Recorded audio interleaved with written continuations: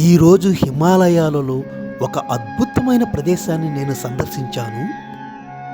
ఉత్తరాఖండ్లోని హిమాలయ పర్వత శ్రేణుల్లో దునగిరి సమీపంలో మహా అవతార్ బాబాజీ గుహ ఉంది.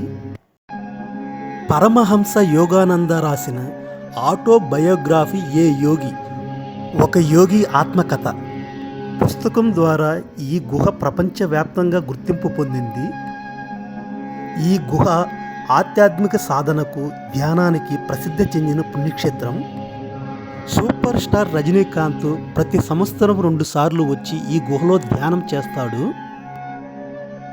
మహా అవతార్ బాబాజీ 2500 సంవత్సరాల నుంచి ఇక్కడ అదృశ్య రూపంలో సజీవంగా ఉన్నాడని తన శిష్యుడైన లాహిరి మహనీయులకు దర్శనమిచ్చి క్రియాశీల యోగా గురించి వివరించి చెప్పాడు. కొన్ని ఏళ్ల కిందట శ్రీకృష్ణుడు అర్జునుడికి ఉపదేశించి కాలక్రమేణా మరుగున పడిపోయిన క్రియా యోగా గురించి బాబాజీ ఈ యుగంలో పునరుద్ధరించారు. బాబాజీ మరణానికి అతీతులని శతాబ్దాల తరబడి ఈ హిమాలయాల్లో ఏకాంత ప్రదేశాలలో నివసిస్తూ యువకుడుగానే కనిపిస్తున్నారని నమ్ముతున్నారు.